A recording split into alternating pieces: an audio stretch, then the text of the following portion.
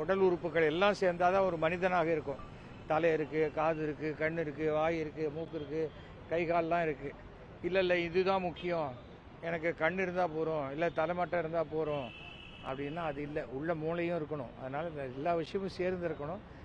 India என்பது மிக ஒரு வலிமையான ஒரு தேசம் என்பது இன்றைக்கு உலக அளவில் நிரூபிக்கப்பட்டு கொண்டு வருகிறது.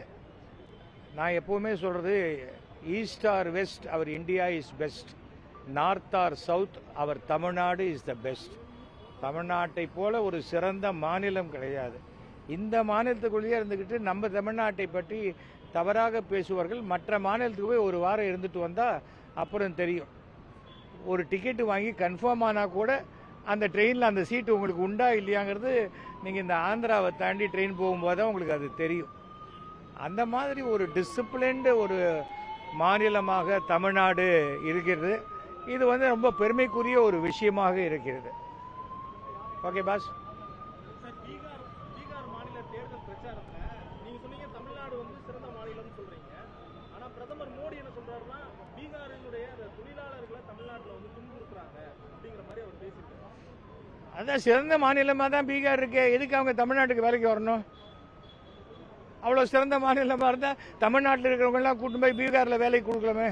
இது தேர்தல் நேரத்தில் பல பேர் எவ்வளோ பெரிய ஆட்களாக இருந்தாலும் சில உளறல்களை தவிர்க்க முடியாது.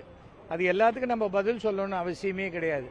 இப்போ ட்ரம்ப்புக்கு அவர் பதிலே சொல்லலையே. ட்ரம்ப் சொல்லக்கூடிய 2 மாநாட்டையும் மோடி அவர்கள் புறக்கணிச்சிட்டாரு. அவர் எதுக்காக போல என்னங்கிறதெல்லாம் இல்லை, போகலையே. நேராக போனால் நமக்கு இந்த வேற ஏதாவது பிரச்சனை, ரஷ்யாவிலிருந்து எண்ணெய் வாங்கக்கூடிய பிரச்சனைகள், இந்தியா பாகிஸ்தான் போகிற நான் தான் நிறுத்தினேன், இல்லை நீங்கள் நிறுத்தலை, அதை சொல்கிறதுக்கு தான் நான் இங்கே வந்திருக்கேன் அப்படின்லாம் அவரால் சொல்ல முடியலையே. ஸோ ஒவ்வொருத்தருக்கும் ஒவ்வொரு எவ்வளவு பெரிய அதிகாரத்தில் இருந்தாலும் அவர்களுக்கு என்று சில சங்கடங்கள் உண்டு. இன்னைக்கு பிஜேபி எப்படியாவது பீகாரில் வெற்றி பெற வேண்டும் என்ற எண்ணம், பீகாரில் நிறைய தமிழர்கள் இருக்கிறார்கள், அங்கே வாழக்கூடிய அவர்களுக்கு ஏதாவது உசுப்பேத்தி விடுறதுக்கு ஏதாவது சொல்லணுமே தான் இவங்க சொல்லிட்டு இருக்காங்க. அவ்வளோதான். இன்னைக்கு வளர்ந்த மாநிலம் அப்படின்னு பார்த்தா தமிழ்நாடு தான். அதை மத்திய அரசினுடைய எத்தனையோ அறிக்கைகள்லேயே சொல்லியிருக்காங்க.